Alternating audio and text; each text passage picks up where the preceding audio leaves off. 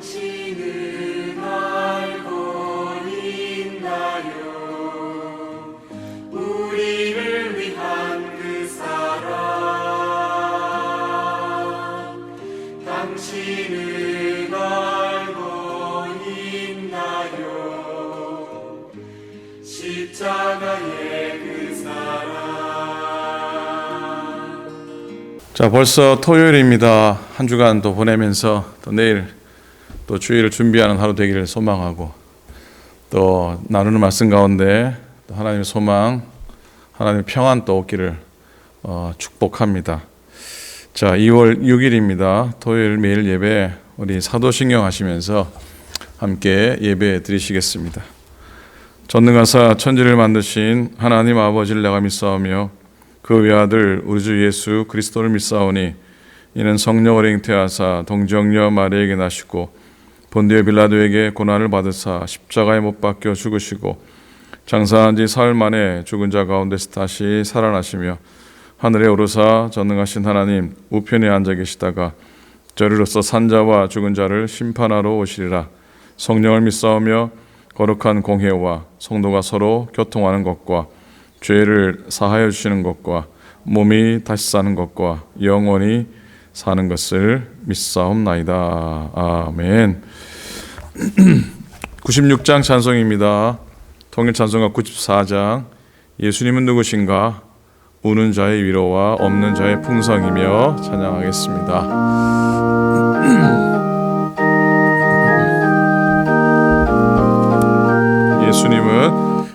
예수님은 누구신가?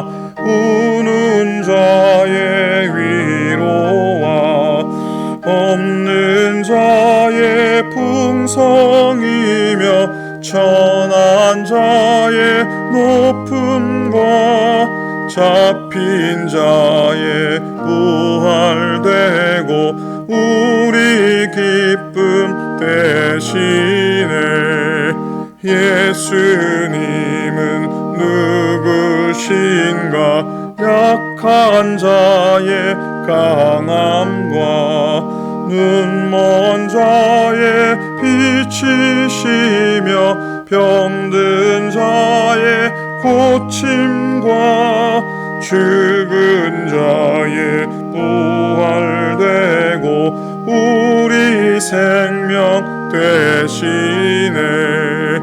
예수님은 누구신가? 추한 자의 정함과 죽을 자의 생명이며 죄인들의 중보와 멸망자의 구원되고 우리 평화 되시네. 예수님은 누구신가? 온 교회의 머리와 온 세상의 구주시며 모든 왕의 왕이요 심판하실 주님 되고 우리 영광 되시네. 아멘. 자, 하나님 말씀을 보시겠습니다. 이사야 오늘은 9장의 말씀입니다. 다음 주 월요일 말씀인데 이번에 순서가 좀 뒤죽박죽이 되는 바람에 9장을 보려고 합니다. 이사야 9장 6절과 7절 말씀입니다. 이사야 9장 6절과 7절 두 절 말씀을 우리 한 목소리로 함께 말씀 보시겠습니다. 시작.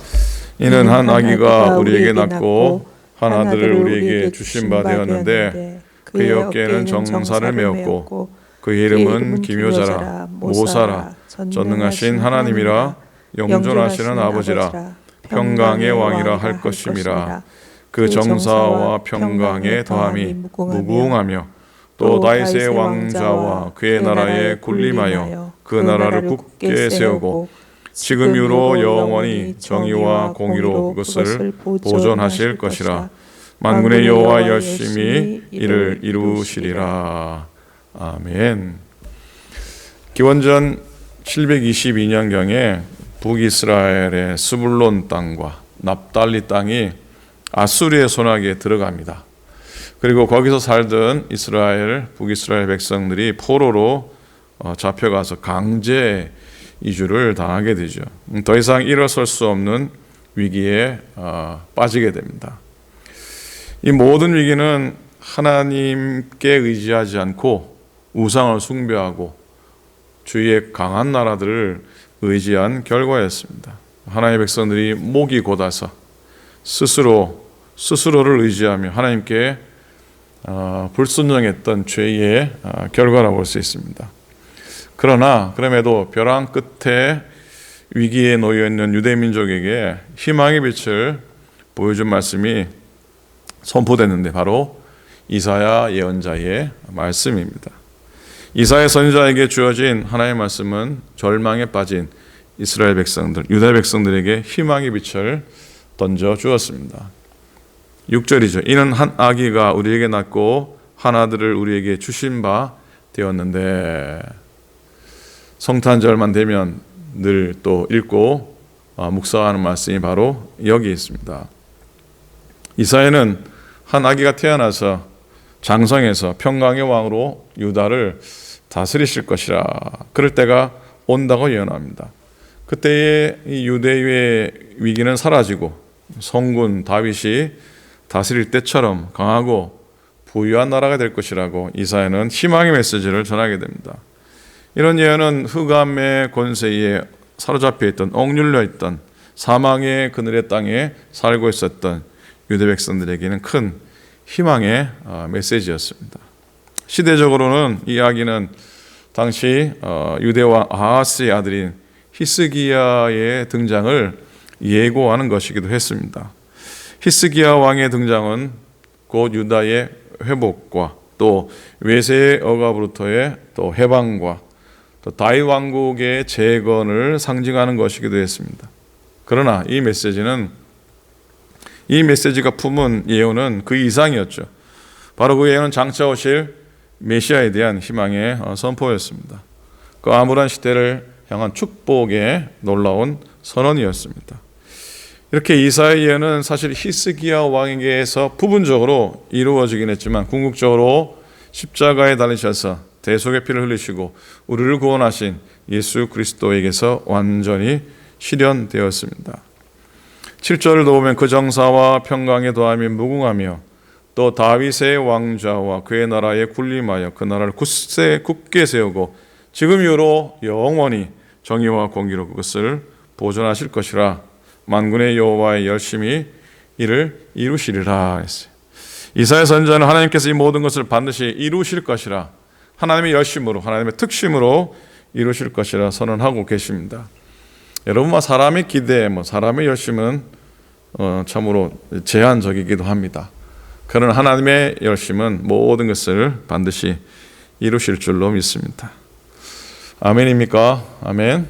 어느 청년이 앞으로 결혼할 아내의 그 모습을 적어 보았답니다. 10가지를 적었어요. 첫째로, 나만 존경하고 다른 남자는 쳐다보지 않는 여자. 둘째, 부모님 잘 공경하고 시동생과 화목하게 지내는 여자. 셋째, 요리를 잘하는 여자. 넷째, 옷 사는데 돈 많이 안 쓰는 여자. 다섯 번째, 부지런해서 집안을 늘 깨끗하게 정돈하는 여자. 여섯째, 내가 파트로 매주를 쓴다 해도 믿어주는 여자. 일곱 번째, 비가 오면 우산을 들고 버스 정류장에서 기다려주는 여자. 여덟 번째, 내가 아무리 늦어도 저녁 먹지 않고 기다리는 여자. 아홉 번째, 밤늦게 친구를 데려와도 불평하지 않는 여자. 열 번째, 밤에 도둑이 들어와도 무서워하지 않는 여자. 이런 조건을 다 들어줄 여인이 몇 명이나 있을지 궁금합니다. 근데 또 어느 자매가 자기가 원하는 남편상을 이렇게 적었습니다. 10가지 역시. 첫째, 언제나 하루 3번씩 자기 사랑에 말해주는 남자. 2번째, 식사를 할 때마다 언제나 지금까지 식사해봐도 당신 역시, 당신이 만든 음식이 역시 최고야라고 말해주는 남자. 3번째, 저녁에 퇴근할 때는 시장에 들러서 반찬거리를 사오는 남자. 좋으시겠습니다. 4번째, 매주 한 번씩 외식 시켜주는 남자. 5번째, 식사 끝나면 언제나 설거지해주는 남자. 그 다음, 언제나 두둑한 봉급 봉투 주는 남자. 매일 아이들과 놀아주는 남자. 내가 무슨 이야기를 해도 다 들어줄 수 있는 남자. 언제나 존경과 사랑을 풍성히 느껴지는 남자. 그리고 친정 식구들에게 언제나 최고의 예우를 대해주는 남자.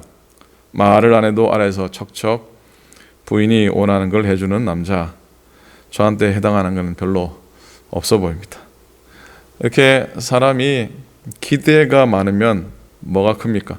기대가 많으면 많을수록 실망도 큽니다. 상처도 많이 받게 되는데 이게 심해지면 인생이 무너지기도 합니다. 이럴 때 기대감을 채워줄 수 있는 이가 등장하는데 바로 자식이지요. 자녀입니다.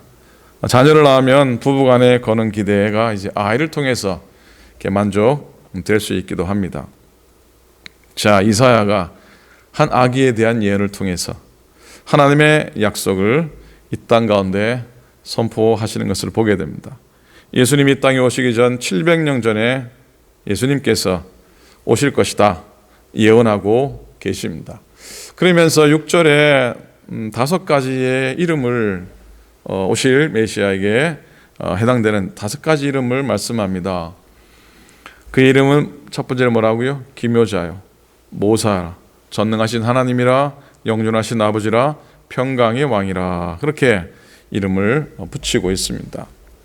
첫 번째로 예수님의 다른 이름은 기묘자입니다. 히브리 말로 기묘자는 펠레라고 합니다. 축구선수 펠레가 아니고요, 기묘자라는 펠레.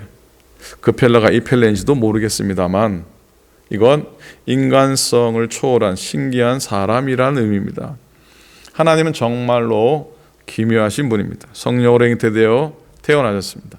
무리를 걸으셨던 기묘자십니다. 오병이어로 5,000명을 배불리 먹이시고 12광주리를 남기신 기묘자였습니다. 더욱 또 기묘한 것은 죽은 지 3일 만에 부활하셨습니다. 예수님의 삶의 모든 일거수일투족이 기묘였습니다. 그래서 예수님과 함께하는 사람은 그 기묘의 맛을 봅니다. 정말 원더풀한 그 은혜를 경험한다 볼 수 있습니다. 두 번째로 예수님의 다른 이름은 뭐라고 나옵니까? 모사라, 모사. 우리는 모사라 그러면 굉장히 부정적인 마음이 있습니다. 모사꾼 그런데 그렇게 부정적으로 이해하지 않았으면 좋겠습니다. 여기서 모사란 히브리어로 요에스라고 하는데 유능한 상담자라고 하는 뜻입니다. 예수님은 어떤 문제를 가지고 오든지 좋은 상담자가 되어주셔서 문제를 다 해결해 주시는 분이심을 믿습니다. 그런데 예수님은 어떤 문제를 가지고 어떤 사람이 오든지 다 해결해 주셨어요. 다 들어주시고 오늘도 우리의 삶의 문제를 주님께 가지고 나아가면 모사 되신 주님께서 다 응답해 주시고 해결해 주실 줄로 믿습니다. 세 번째로요, 예수님의 다른 이름은 전능하신 하나님이라, 히브리 말로는 엘기볼이라고 하는 그런 단어입니다. 이건 못할 것이 없으신 분이라는 뜻입니다. 예수님은 지혜로우신 모사시고 힘이 있는 하나님이십니다. 어떤 사람은 지혜는 있는데 힘이 없습니다. 어떤 사람은 힘은 있는데 지혜가 없기도 합니다. 그러나 예수님은 지혜와 힘을 겸비하신 분이십니다. 전능하신 하나님이십니다. 예수님은 못할 것이 없으신 분이심을 믿습니다. 네 번째로 예수님의 다른 이름은 뭐라고요? 영존하시는 아버지라. 히브리 말로 아바는 아버지죠. 아드라고 하는 단어입니다. 영생의 근본이신 분이라는 의미입니다. 여러분, 예수님은 영생의 근본이시고 우리에게 영원한 생명을 주시는 분이십니다. 예수님이 바로 생명의 근원 되심을 우리가 믿죠. 마지막으로 예수님의 다른 이름은 평강입니다. 그야말로 어찌 보면 우리가 가장 필요하고 오늘을 살아가는 우리의 마음속에 가장 귀중한 것 아닐까요? 히브리어로 산 샬롬이라고 하는 단어입니다. 평강을 더해 주시는 분, 예수님은 우리에게 평강을 더하시고 또 우리에게 평강을 선물로 주시기 위해서 이 땅에 오신 분이심을 믿습니다. 1967년에 스페인의 수도인 마드리드에서 각국의 정신과 의사들이 모여서 마음의 평화는 어디에서 오나, 그런 주제로 세미나를 가졌다고 합니다. 마음의 평화는 어디에서 오나. 첫 번째로 등장한 H.M. 롬이라는 박사님이 마음속에 확실한 믿음을 가지게 되면 평화를 누릴 수 있습니다 라는 요지로 연설을 합니다. 두 번째로 H.W. 야한이라고 박사님은 사람들은 마음속에 희망을 가질 때 평화를 누릴 수 있습니다 라고 연설합니다. 그리고 세 번째로 나온 C.A. 세그빈이라는 박사님은 사랑을 가지고 있는 사람은 언제나 마음의 평화를 누릴 수가 있다 라고 말했습니다. 이 세미나의 결론이 결국 뭡니까? 믿음과 소망과 사랑이 있어야, 믿음과 소망과 사랑이 있으면 평화로운 마음을 가질 수 있다. 그리고 이 모두는 예수 그리스도께서 우리에게 주시는 것이다. 예수 잘 믿고 예수님 잘 믿는 것이 평화를 누리는 것이고, 평화는 바로 예수님이 주시는 것이다 라고 하는 결론이 정신과 의사들 모임에서 내려진 결론이라고 합니다. 음악을 좋아하지 않으셔도 이 노래 정도는 아실 것 같습니다. 제가 배경으로 음악이 지금 나올지도 모르겠습니다. 음악의 아버지라고 불리는 바하가 작곡한 칸타타 BWV 147의 10번째 마지막 합창곡, 그 제목은 예수, 인간 소망의 기쁨. 오늘 그래서 제목을 영어로 제목을 드렸는데 그 제목이 바로 이 합창곡의 제목이죠. 예수 Joy of Man's Desiring이라고 하는 제목입니다. 독일 말로는 오랜만에 독일을 읽어봅니다. 예수스 Bleibet meine Freude라고 하는 예수님 그분이 인간 소망의 기쁨입니다 라는 그 합창곡이에요. 그 가사 내용이 그리스도께서 우리의 죄와 죽음에서 구속하시는 소망을 고백하고 있고요. 그리고 믿는 사람들이 예수 그리스도를 선물로 주신 하나님께 대한 사랑의 고백이 담겨져 있고, 또 예수님께서 주실 영혼의 평안을 갈망하는 그런 내용의 가사입니다. 가사가 이래요. 예수님은 나의 기쁨의 원천이시며 내 마음의 본질이며 희망이십니다. 예수님은 모든 근심에서 나를 보호하시며 내 생명에는 힘의 근원이 되시며 내 눈에는 태양이며 기쁨이 되시고 나의 영혼에는 기쁨이며 보물입니다. 그래서 나는 내 마음과 눈에서 예수님을 멀리하지 않으려 합니다 라고 하는 가사의 내용입니다. 곡도 워낙 유명하고 들으면 정말 이렇게 희망이 이렇게 소록소록, 기쁨이 새록새록 이렇게 솟아나는 듯 하지요. 여러분, 메시아 이사야 선지자는 이렇게 예언합니다. 오늘 9장 1절 않았지만 2절에 보면 어둠 속에서 헤매던 백성들이 큰 빛을 볼 것이다. 그 빛이 죽음의 그림자에 덮여서 캄캄한 밤에 사는 모든 사람에게 비칠 것이다 라고 고백합니다. 그 큰 빛을 받아 사는 백성들이 바로 위대하게 될 것이라고 하는 축복의 메시지죠. 큰 빛이란 바로 예수님을 가리킵니다. 큰 빛 되시는 예수님을 영접하면 죽음의 그늘에서 벗어나게 될 것이고, 그 빛을 받아 우리가 살면 성품과 인격이 달라지게 될 줄로 믿습니다. 그리고 그 믿음이 성숙하게 되어서 새롭고도 풍성한 인생을 살 수 있게 됨을 믿습니다. 제가 엊그제도 카톡에서 말씀드렸듯이 요즘 소방검사 준비를 하고 있습니다. 출입문에 엑시 사인들 다 워낙 오래돼가지고 낡아서 이렇게 막 부스러지고 전깃줄도요, 그 껍질이 그냥 부스러 내려 앉을 정도라 아직 회복 중이신데 우리 박상환 권사님 나오셔서 고생을 많이 해주셨어요. 감사를 드립니다. 여러분, 우리 교회 룸이 몇 개인 줄 아십니까? 사모님, 우리 교회에 방이 몇 개나 되는 줄 아세요? 뭐 라비나 화장실, 뭐 스토리지, 지하실, 이렇게 어쨌든 이 교회는 갖고 있는 룸들이 지하에도요, 어쨌든 이렇게 이 밑에도 하나 있고요, 저기에도 하나, 2개 정도, 3개가 있어요. 1층에 룸이 13개입니다. 2층에는 몇 개인 줄 아세요? 2층을 올라가 보지도 않으신 분이 계실지도 모르겠는데 2층에는 방이 19개입니다. 그래서 우리 교회 룸이 총 35개입니다. 기억하시기 바랍니다. 나중에 어디서 퀴즈 나올지도 모르니까 몇 개라고요? 35개입니다. 생각보다 많지요. 몇 주 전에 소방검사 나오신 분이 다 둘러보더니 아니 이 교회는 룸이 어찌 이렇게 많냐고 그러더라고요. 1, 2층 곳곳에 15년 적어도 15년을 넘은 소화기들, 파이어 인스펙터 불러서 몽땅 다 교체하고 인스펙션 했습니다. 각 방에 스모그 디텍터 다 새 것으로 천장에 달았습니다. 주방에 후드 청소, 그 기름때 청소 다 하고, 스토브 가스 배관도 박 권사님이 또 이렇게 새로 잘 내주셨어요. 몇 주 전에 1차 소방검사 때 10가지 지적을 받았는데 그것들이 다 위급할 때 생명을 구하는 것들과 관계가 있는 것들입니다. 자세하게 들여다보면 뭐 이런 것까지 신경을 써야 하나 그런 생각이 들기도 하는데요. 그런데 불이 났다, 난리가 났다 그러면은 이것들이 구비되지 않으면 생명을 잃을 수도 있는 것들이라는 것이죠. 흔히 우리는 말합니다. 교회는 생명을 구하는 뭐 세상의 방주와 같다. 그런 표현을 쓰는데 정작 우리는 진짜 생명을 구하는 것들에 소홀히 하지 않았나라는 생각을 해봅니다. 10수년간 소방검사 나온 게 다행이라고 생각해서는 안 될 것 같습니다. 정말 매년 나와서 점검을 받아야 하지 않을까라는 생각이에요.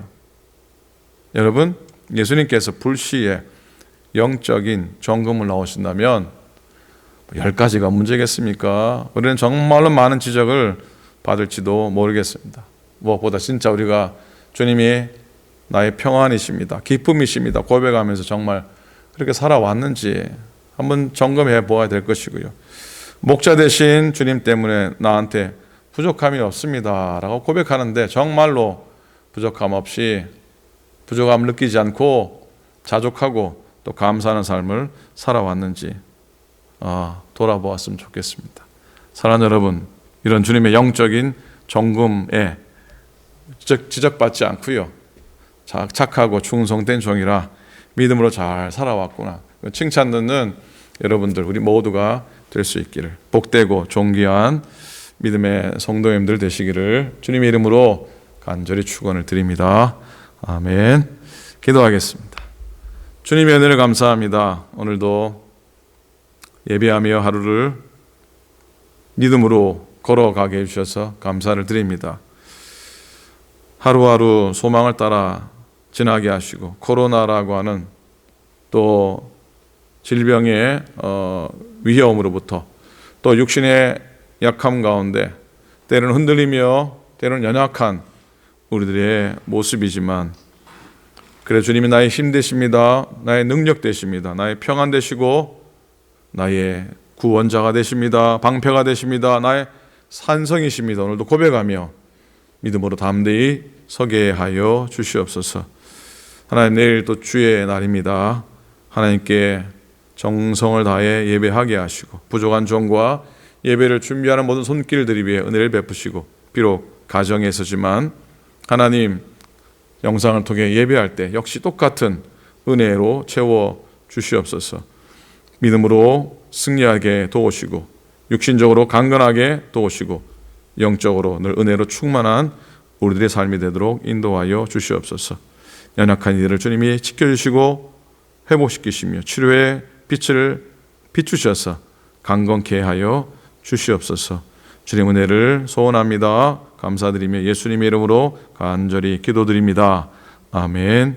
하늘에 계신 우리 아버지여, 이름이 거룩히 여김을 받으시오며 나라의 임하옵시오며 뜻이 하늘에서 이룬 것 같이 땅에서도 이루어지이다. 오늘날 우리에게 일용할 양식을 주옵시고 우리가 어리게 죄 지은 자를 사하여 준 것 같이 우리 죄를 사하여 주옵시고 우리를 시험에 들지 말게 하옵시고 다만 악에서 구하옵소서. 나라와 권세와 영광이 아버지께 영원히 있사옵나이다. 아멘. 아멘.